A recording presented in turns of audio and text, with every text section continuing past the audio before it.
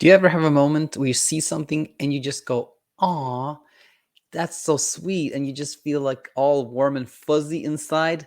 Well, I had that moment earlier this week when I saw a conversation between two of the members here in our community that not only is going to leave us in a really warm state of mind as we head into the weekend, but there's also two real practical, tangible insights from Namrah, who's leaving the struggle that I want to share with you. So really excited about that.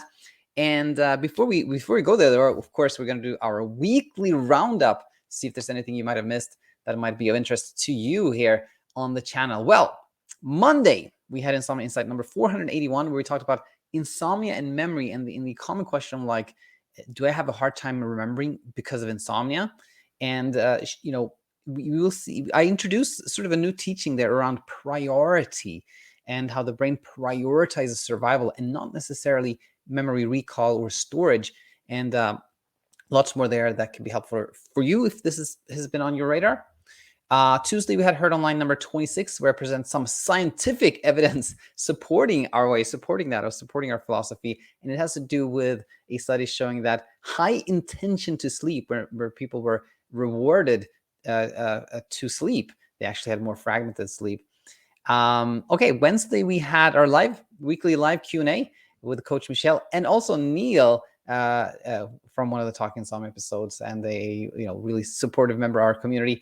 As always, I think there's so much value in hearing questions being answered from somebody who's been where you are, or maybe if you have struggled with sleep, there's always value in hearing those questions answered. Is what I want to try and say. Thursday, we had Talking Insomnia number 119 with Drew Linsalata from the Anxious Truth podcast. It was a real treat. It was, again, so baffling how similar the way we teach here was to the way Drew teaches, and it was a real honor, a real privilege. I'm so happy that he decided to be a guest on our channel and share his insights with our community. So definitely something to check out there. And yes, with that said, let us look at this comment that made me really glad earlier this week.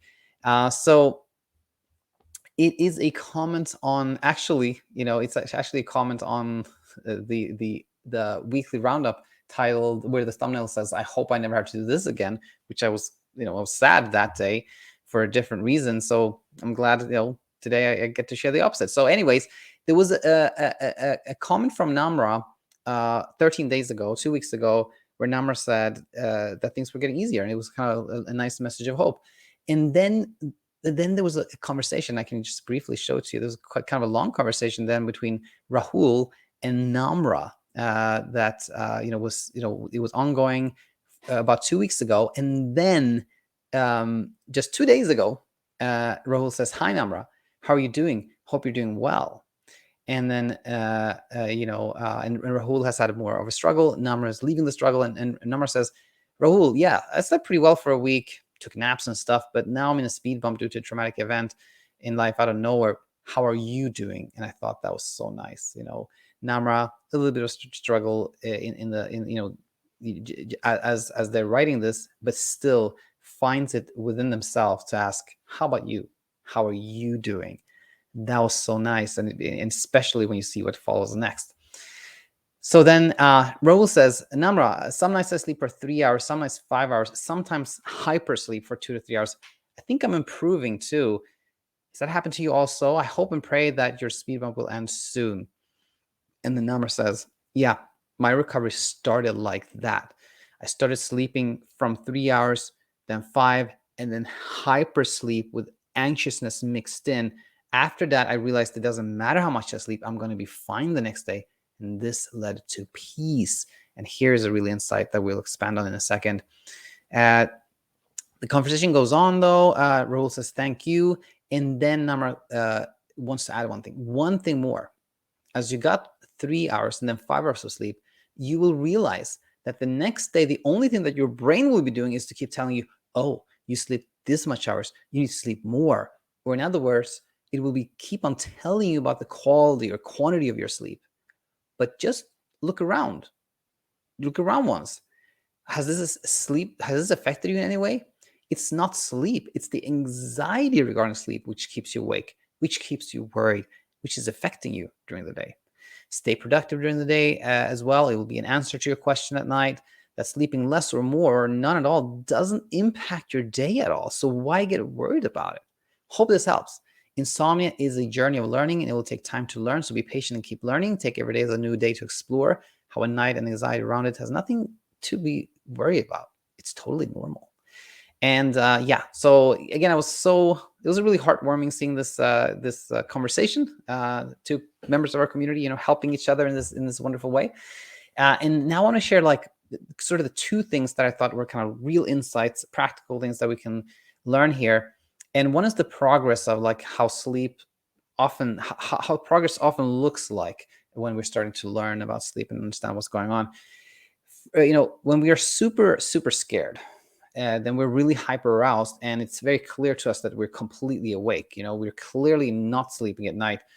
And when we start learning and some of this fear fades away, often the next step is that we sleep a little bit more. We sleep a chunk of a few hours or something like that.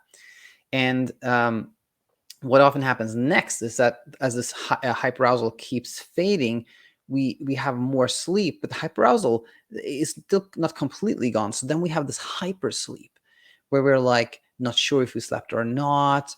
It feels like time just skipped ahead. We feel like we spent several hours in kind of this mixed state between wakefulness and sleep. And this can be sort of puzzling. We can feel like this is strange, this shouldn't be happening. And it can be a source of concern and some trouble sleeping when we don't see that this is actually a nice sign. It's a part of this progress from clearly not sleeping at all to what happens next, which is peaceful sleep. So Namrah pointed this out very nicely. And then the other thing, which is like, sounds so odd when you say this. And this was actually somebody who said exactly what I'm about to say was said in a comment. And this is where I got this from. And they said, sleep isn't the cure for insomnia. It sounds so strange, but this is also what Namrah points out, that even if you go from sleeping 3 hours to then 5 hours to 6 hours to 7 hours, you may still have that voice in your brain saying like, oh, but what if it happens again? Oh, you're fine now, but what if this happens?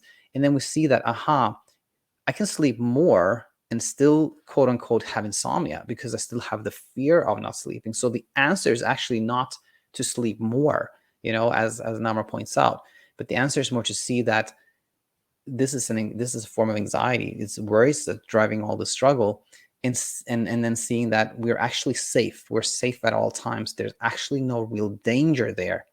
That leads to peace of mind and peaceful sleep. So I want to thank Namrah for the amazing contribution to the channel, and Rahul as well for being here, of course, and you for tuning in. And I hope you have a lovely weekend. I hope you're finding your way to where you want to be. And do know that if you're not really finding it that easy, if things are not clear to you, and you'd like some more help and support and not feel alone in this journey, then head over to our website and check out our coaching options. And if you decide to join, we look forward to seeing you on the inside. With that said, again, wish you a really nice weekend and look forward to seeing you back here next week. Until then,